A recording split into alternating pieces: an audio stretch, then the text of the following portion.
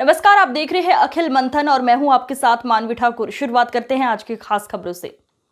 संस्था संकल्प रुणजी गौतमपुरा के बैनर तले एक विशाल कवि सम्मेलन हुआ, जिसमें विशाल पटेल क्षेत्र के विधायक की मुख्य भूमिका रही। इसमें कवि डॉक्टर सुनील जोगी कवि सम्मेलन का संचालन किया। देश में कई राज्यों से कवियों ने शिरकत की। देर रात तक कवि सम्मेलन चला, जिसमें भारी संख्या में श्रोताओं ने काव्य रस का आनंद उठाया। कार्यक्रम में उपस्थित नगर परिषद गौतमपुरा से गगन भाहेती, कांग्रेस परिवार के कई कार्यकर्ता शामिल रहे।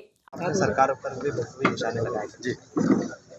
देखो, कवि जो है वो भारत में इसलिए सुने जाते हैं क्योंकि वो जनता की बात करते हैं। सरकार के कवि नहीं होते। कवि को जो महसूस होता है, जो दिखता है, जो लोग बताते हैं, वो उसको कवि शब्दों में डालता है। कवि किसी पार्टी का सदस्य नहीं होता, सामान्य तौर पे मैं भी नहीं हूँ। लेकिन कुछ लोग ऐसे हैं जो दिल जीत लेते हैं, कुछ लोग ऐसे हैं जो अच्छा काम करते हैं, कुछ लोग ऐसे होते हैं राजनीति में जिनकी जनता प्रशंसा करती है, और वो हर दल में है। ऐसा नहीं है कि एक दल में अच्छे लोग हैं बाकी दल में खराब है, और दलों में भी अच्छे लोग हैं। हम उनके यहाँ भी जाते हैं तो उनकी भी तारीफ़ करते हैं, प्रशंसा करते हैं, क्योंकि वो उसके हकदार हैं। तो यहाँ आकर मुझे लगा कि विधायक जी जिस सहजता से बैठे हैं, जिस तरह से जनता का उनसे जुड़ाव है, और जिस तरह से उनकी एक पारिवारिक परंपरा है, और जिस तरह से वो मेहमान नवाजी की अब उनके क्षेत्र में है, तो मैं तो उनको दुआएं देता हूँ, उनके लिए प्रशंसा करता हूँ।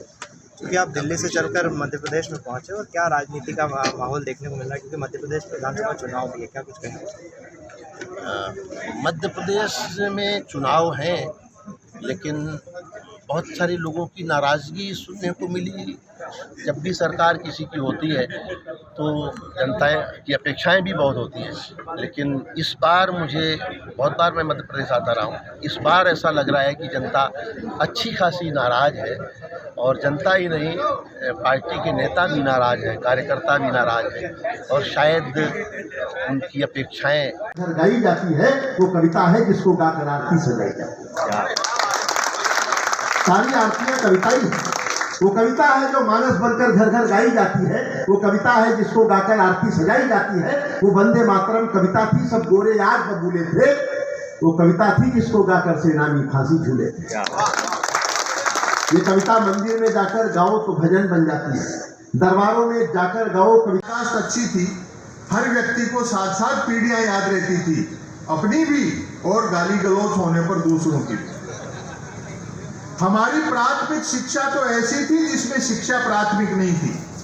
हमारा 50 बच्चों, 3 अध्यापकों, 2 पेड़ों और 1 कमरे का स्कूल हुआ करता था।